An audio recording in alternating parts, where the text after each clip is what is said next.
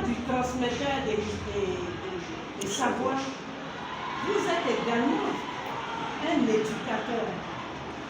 L'enfant copie le modèle. L'enfant, c'est pas le discours. Quel modèle je suis? J'ai un texte de Socrate qui dit les jeunes de maintenant, les jeunes de notre époque. J'enlève le nom de Socrate, je mets ne respecte plus, sont ceci, sont cela. Et quand je dis moi aux élèves, aux mes étudiants, aux gens, ce texte-là, placez-le dans une période. Ils disent tous que c'est le même, alors que c'est des livres.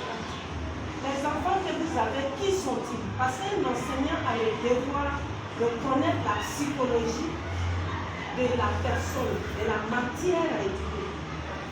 Ce sont des adolescents. L'adolescence, c'est l'âge de l'opposition, de l'affirmation, des groupes, de la sexualité. Tout ce que vous n'aimez pas là, c'est à cette période ici. Donc, si vous ne connaissez pas la psychologie qui dit qu'ils sont adolescents, comment je vais le faire? Vous allez avoir en face de vous des gens qui sont dans une sexualité, la maturité sexuelle. Leur corps, c'est ça qui est important. Leur corps, parler des bêtises. Donc, où ils sont là, ils ne savent même pas pourquoi ils viennent à l'école. Beaucoup de personnes comme vous, je mange chez papa, je mange chez tout est gratuit. Et là, ils vivent dans le présent. Quand nous on leur dit ton avenir, non. C'est nous qui avons. L'enfant lui vit, l'enfant avec l'adolescent, il est dans le principe du plaisir. C'est des gens, tout ce qui leur fait plaisir, là, c'est ça. Le jeu, l'amusement, les bandes, faire ça. Donc quand l'enseignant, donc la première des choses, c'est pas seulement le savoir, mais c'est la connaissance psychologique du public que vous enseignez pour comprendre. Un enseignant ne peut pas s'offusquer de l'opposition d'un adolescent parce que c'est l'acte de l'opposition. Donc c'est moi qui vais dire aux parents. Piaget vous dit l'intelligence n'est pas innée.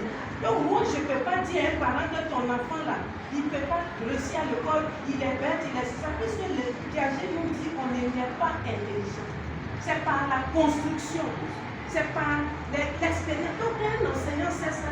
Il aide l'enfant sans préjugés. Donc on a vu les résultats. Quand il y a une école, le fondateur, il aurait pu créer un hôtel de Paris, ça marche. Mais créer un temple du savoir. Et pour animer ce temple du savoir, on a besoin de vous, des sachants. Je le dis chaque fois, je suis riche de mes connaissances. L'enseignant ne peut pas s'asseoir, on ne peut pas payer votre connaissance. Le savoir, là, il n'a pas de prix. L'enseignant ne peut pas se dire, non, n'importe qui peut être milliardaire, mais n'importe qui peut être sachant. Quand vous connaissez cela, quel que soit l'endroit où vous êtes riche de quelque chose que eux n'ont pas sans aller à l'école. Donc, fort de cela, de mes connaissances, mon savoir-faire et le savoir-être. L'enseignant doit se sentir porteur du projet éducatif. C'est parce que l'école est là que nous sommes. Donc nous devons travailler à ce que cette école ait une renommée pour que nos besoins salariés, tout ce que nous voulons, on puisse y arriver. On ne va pas, il faut être loyal. Il faut avoir ce comportement-là de dire je dois m'impliquer.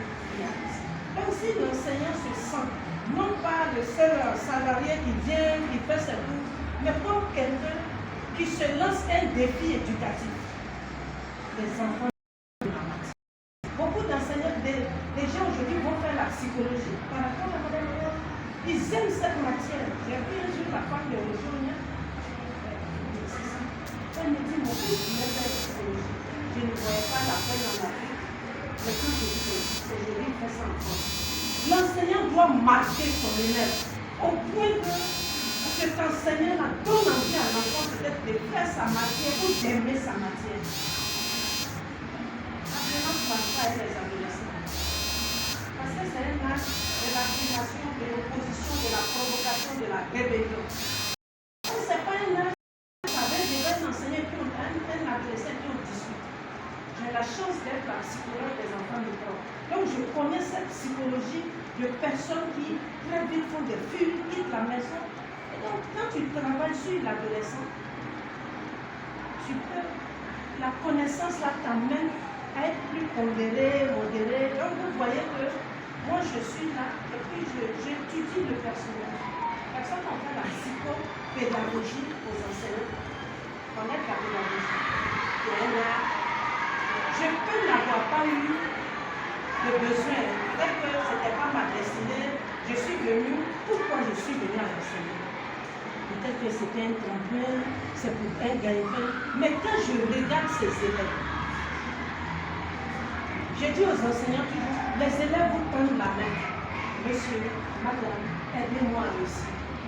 L'enfant, vous avez cette responsabilité. Une part de responsabilité.